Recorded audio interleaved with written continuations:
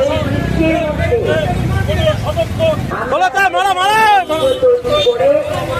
আমরা সাধারণ মানুষের কাছে কথা বলতে চাইছি। রাস্তায় জল সামনে,